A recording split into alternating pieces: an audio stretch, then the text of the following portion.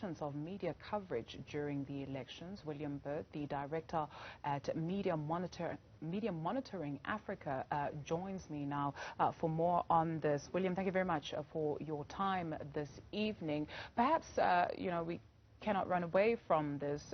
The incident that happened to one of Newsroom Africa's reporters, Zinikwa Mhlaba. I'd like to get your thoughts on that situation first.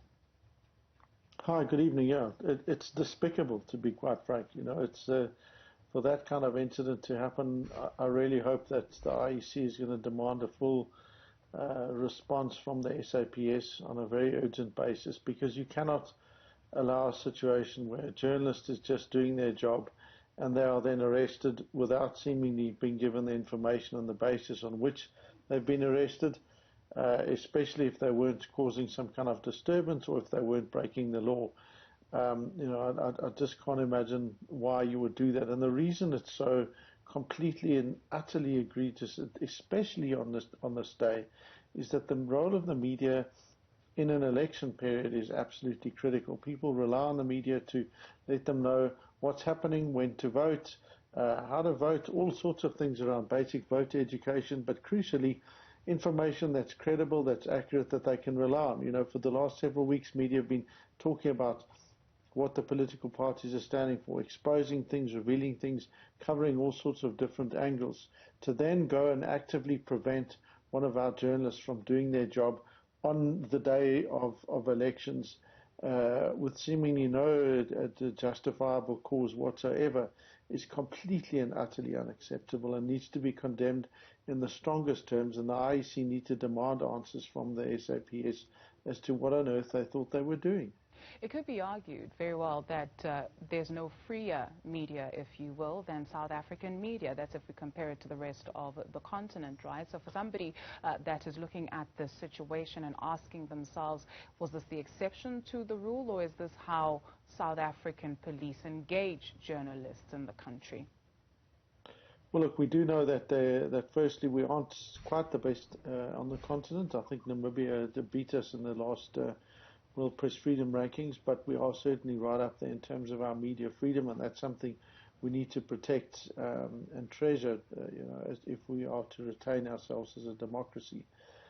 The second issue is that we have seen an increase in attacks on journalists. I've been severely disappointed by the response from political parties. You would have thought that they would have been speaking out actively on the importance and critical importance of media and journalists in this period.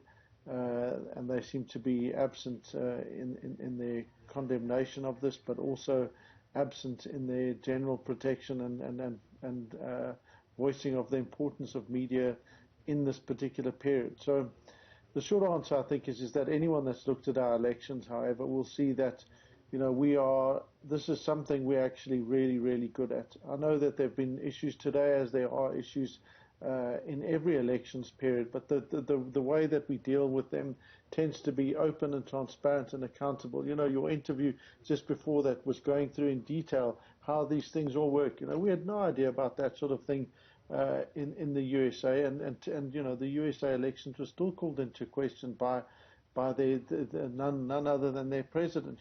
So that sort of thing. We are so much better than this. That's why this is a complete aberration, but precisely because this is something we're so good at, we really need to take very strong action against it, because we can't tolerate that kind of behavior on something that we do so well. What then should be done? Should there be an orientation for members of the South African Police Services on the work that the media does? I mean, look, these things are ongoing conversations that the media have with the SAPS on a regular basis. I'm not sure to what extent there is the training that needs to happen within the SAPS. Our crime figures recently are looking pretty drastically terrible, and if you look at the police's behavior over the last couple of years, it certainly isn't something that we can be proud of. So I think that there's a huge amount of work that needs to go into our police force. And again, this really does put a blight on all the thousands of officers who are out there today doing their work and making sure that elections could take place. You know, they cleared roads, they did things, they stopped people from preventing others from voting. So let's be clear, it's not all of the police that behave in this way, but when they do behave in this way, we need to make sure that we act against them. And again, yes, part of that needs to be about, you know, ongoing education, but you know, that's a challenge in almost every sphere of our democratic kind of spaces, I guess. William Bird is the Director of Media Monitoring Africa. Thank you.